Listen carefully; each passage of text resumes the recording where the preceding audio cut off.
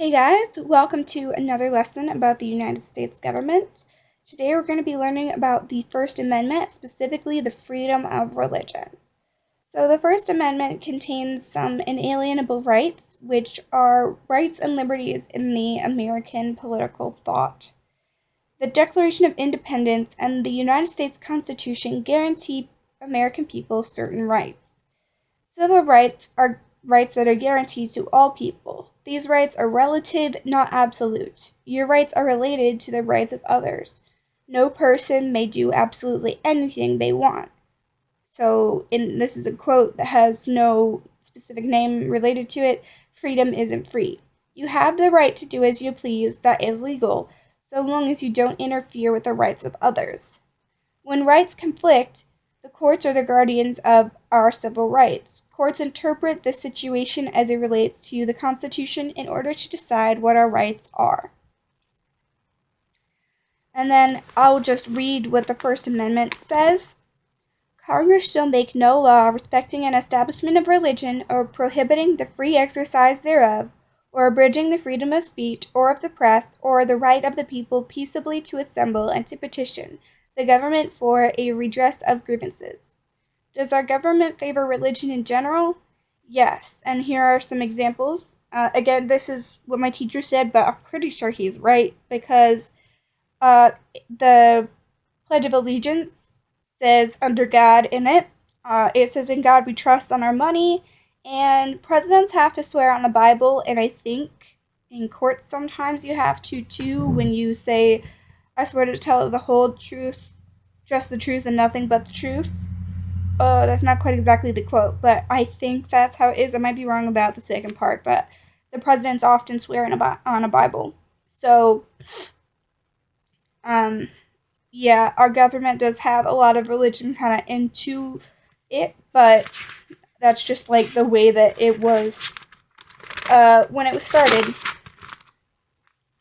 The Establishment Clause says that Congress cannot establish an official religion in the United States. I personally am very happy about that, because, yeah. The Free Exercise Clause guarantees Americans the right to practice their faith as they wish, except for illegal activities such as using drugs, polygamy, which is the marriage of one person to many other people, or human sacrifices. They may not favor religion over another or treat they may not favor one religion over another or treat people differently because of their personal beliefs. Separation of church and state, distance in the relationship between organized religion and government. The Equal Access Act, made in 1984, relates to religious activity at school, and it has some guidelines for groups and or clubs made under its protection. 1. Attendance must be voluntary. 2. The group must be student-initiated. The group is not sponsored solely by the school, teachers and or faculty, school employees, or the government. 3. The group is not disruptive. Persons of the community that are not students may not direct, conduct, control, or regularly attend meetings. 4. It must be held outside of the school day.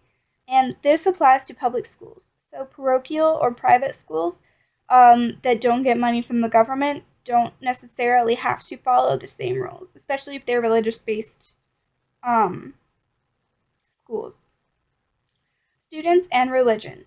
As students, it is important to know your religious rights. 1. You are free to pray alone or in groups as long as the activity is not disruptive and does not infringe upon the rights of others. 2. As long as it is not disrespectful of the rights of other students, and does not pressure or coerce others, you can exercise your faith. 3. Schools cannot organize religious activities. This includes making students pray. So, then there was the debate about evolution versus creationism, and it's generally decided that public schools do not teach creationism. Schools can allow students to leave for religious education classes, but those classes cannot take place in the public school. Then, as far as seasonal displays, which in this case is mainly talking about nativity scenes, which people often put up around Christmas time, but there can also be other seasonal displays, such as stuff that you might put up for Easter that's religiously oriented, or other religious related holidays. I'm just mainly talking about Christianity because creationism is a lot of what goes on in that, and it's what I know about. So, about nativity scenes. Generally, government entities do not put up nativity scenes on public property. Public citizens may erect these on private property or on public property given a permit. Schools may put up seasonal displays, but not a cross. So, crosses can't be put up, but you can put up a nativity scene. The lemon test. For a parochial school to receive money from the government, it must meet these 3 rules. 1. The government's actions must have a secular purpose, so busing, lunch, sports. 2. The government's action must not have the primary effect of either promoting or hurting religion. 3. The government's action must not result in an excessive government entanglement with religion. So that's why the school that I went to got no money from the government for a very long time. They now have a voucher system, which kind of means they get some money from the government, because the government pays for some students to go to school there for less money because it's a private school, so it's pretty expensive. But it is a religious-based school, so the government doesn't pay for their busing because they only play Christian radio on the bus, and that would mean that the government's actions were kind of promoting Christianity, because if the bus is promoting Christianity, like if the bus had a cross painted on it, they wouldn't be allowed to have government funding for that either. Personally, I think that's pretty fair. That I know a lot of people disagree. But yeah, so that's all the notes that we have about the freedom of religion in the First Amendment. Hello, everyone, and welcome to the United States government. Today we're going to learn about the First Amendment, specifically the freedom of speech. So firstly, what does freedom of speech mean? Freedom of speech is the liberty to speak and express one's opinions. It is the right to express ideas, information, opinions, etc., with very limited government restrictions. There are 2 types of speech. One is called pure speech, which is the communication of ideas through spoken or written words. The other is called symbolic speech, which is nonverbal gestures and actions that are meant to communicate a message. And in regards to these 2 things, this is a little off topic, but I kind of had a question: in which category would sign language fit? Because when we were learning about symbolic speech in the notes, the teacher was giving us examples of like flag burning or going out to a picketing stance, like to a rally or something, not a riot, but like a peaceful protest, or putting up a Confederate flag in your yard or something like that. So then would sign language be considered pure speech, because the people who are doing sign language often don't have access to speaking, but they might be able to have access to writing, and so in certain situations they might use writing instead of sign language. So then would sign language be considered pure speech or symbolic speech? I don't really know. I'm really curious. So anybody that knows that or feels like looking it up and then putting that in the comments for me, I would be really interested to know, so please do. Alright, so then we have intention of free speech. The intention of giving people the right to free speech is to protect the expression of unpopular views, opinions, and ideas, the exchange of ideas that may be different from the majority, the right to speak out on the issues of the day, and most importantly, to criticize the government.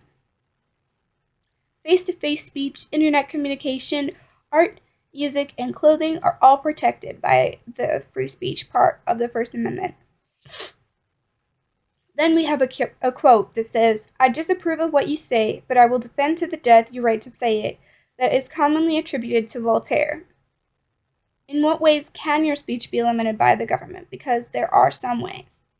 So we have the clear and present danger rule, which says that you do not have the freedom to provoke a riot. In the court case Schenck versus the United States in 1919, This is a quote of what I believe the court said. The most stringent protection of free speech would not protect a man in falsely shouting fire in a theater and causing a panic. The question in every case is whether the words are used in such circumstances and are of such a nature as to create a clear and present danger that they will bring about the substantive evils that Congress has a right to prevent.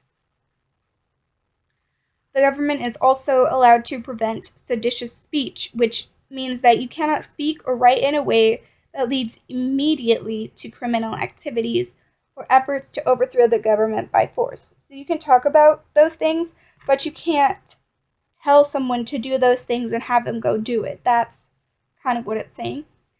Then there are a thing that you're not supposed to do, which is called fighting words, which is written or spoken words generally expressed to incite violence from their target, and defamatory speech, which is that you may not spread lies that harm a person's reputation or character, which is done through slander, which is spoken lies, or libel, which is printed lies. Either of those, the government does not support you doing it.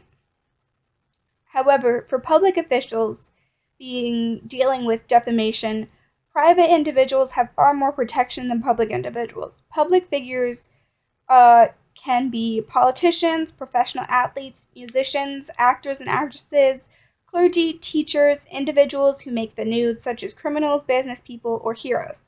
Public figures must show there was actual malice, which is intent to harm the individual. And in this case, they mean that the people saying bad stuff about the public officials have to prove that the people saying bad stuff about them had actual intent to hurt them in mind when they said them. Some elements of a defamation lawsuit: 1. Someone made a statement. 2. That statement was published or overheard. 3. The statement caused you injury. 4. The statement was false. And 5. The statement did not fall into the privileged category, which means that it was in the witness stand or the opinion column. And then the thing that my teacher really emphasized is that we don't have a law against hate speech. And again, I'm not sure how super current these notes are, but I'm pretty sure they're very current. So he said that in class, people have a lot of times talk about, well, that's hate speech, you can't say that, but it's not explicitly written in the legal documents of the United States government that you can't use hate speech. It's just really, really not recommended by the majority of the population, that it's just not very nice, and we don't want you to do that. But it's not illegal. Hello, everybody, and welcome back to studying U.S. government. Today we're going to be learning about the First Amendment, specifically the freedom of press, the freedom of assembly, and the freedom of petition. The press is often called the fourth branch of government because it helps to keep the other three branches in check. Without a free press, this would not be possible, and the democratic conditions we enjoy in the United States would not exist. What does press and media include? Books, newspapers, magazines, radio, television, and the internet. The government cannot practice censorship. Prior restraint is censorship of information before it is published. The government cannot ban printed materials or films merely because they contain alarming or offensive ideas. However, the government can limit press when the information being printed could threaten national safety. In the court case, the United States versus the New York Times, it doesn't give me a date here, they dealt with the Nixon papers, and the court ruled that they could be printed. During trials, there are some sort of different rules about spreading information. There is a gag order, which is an order by a court or government restricting information from being made public, including on social media, which is important during a court case. Also during a court case is a sequester, which is the isolation of a jury to avoid accidental or deliberate tainting of their brain. So, for instance, during the O.J. Simpson court case, the jury was isolated from pretty much all media and press outlets for over 8 months because they wanted the people not to be swayed by what the internet or by what the demand was saying, but they wanted them to be swayed by like the arguments of the people in the court, of the lawyers, of the victims, the witnesses, etc. The Federal Communications Commission regulates television and radio because they use public airwaves. Stations must obtain a license. Free channels are most heavily regulated or restricted. The more you pay for channels, the less regulated/restricted they are. The internet is protected by the First Amendment, and it has the fewest restrictions. Advertising is considered commercial speech, which is speech that has a profit motive, and it faces government regulation, so do infomercials. Obscenity is considered indecent, offensive material, like language or sexual material, and local communities set their own standards. Now we're trying to talk about freedom of assembly. Assembly is the right to gather in public and private places. You are guaranteed the right to organize to influence public policy through such means as advertising, lobbying, marches, picketing, protests, parades, and demonstrations. The freedom of assembly protects our right to gather in groups for any reason, so long as the assemblies are peaceful. The government can make rules about when and where we gather, but it cannot ban gatherings. We also have the right to join and form social clubs, political parties, and labor unions. Freedom of association is a thing, but we cannot form groups to exclude certain people. So you're not really supposed to form groups that are like only certain people can be part of it. I'm trying to think of a group that I can think of a lot of them, but I don't think any of them would be right to say, so I'm not going to. But I'm sure you can think of them yourself. The few restrictions that we have on freedom of assembly is time, place, and manner permits. You need permits to determine like the time, the place, and the manner of when you're going to gather, especially for like something that's in a public space that's big. And public property, can you use all public facilities? What about jail, court, schools? And then private property, do you have rights on private property? And then I wrote in kind of not unless it's yours. So if it's the private property is owned by one of the people doing the protest or whatever gathering is happening, so like if you want to have a party, that's fine. You're allowed to. But if you are gathering on someone else's private property and no one in the gathering is part of the ownership, then I'm gonna guess that's probably not okay. Then the heckler's veto is a thing that the government is allowed to do, which is that they are allowed to bring a halt to speech in order to avoid a riot. So if they feel like a situation is going to get violent or cause a riot, then they are allowed to do something about it. What would life be like without freedom of assembly? People would not be allowed to peacefully gather in large groups without permission. It would be harder to protest opinions and use the other freedoms guaranteed in the First Amendment. Freedom of petition is the right to express one's ideas to the government.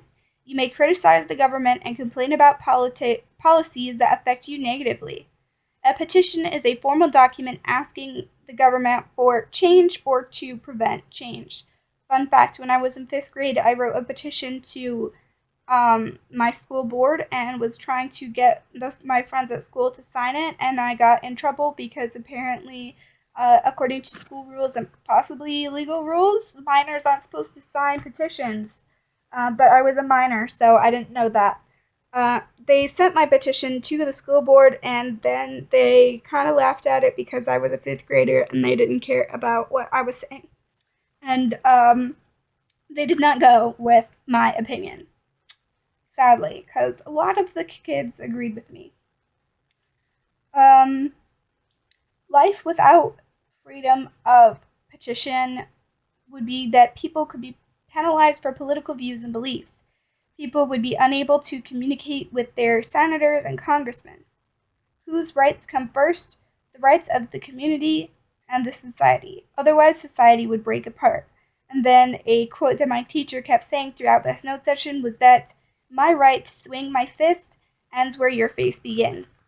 And that kind of applies to all the rights. That's why this is the last thing here, is that your freedom to do what you want, that's a thing, but the things that you do with that freedom need to involve looking out for the safety and the rights of the other people around you. You have the right to do the things that you want to do, but you don't have the right to hurt other people, and you don't have the right to keep them from doing what they want to do. So that's pretty much it. And I'm thinking that's going to be the end of this series because it's also the end of my class. I only have one more day of history, and then we'll be done. So, yeah.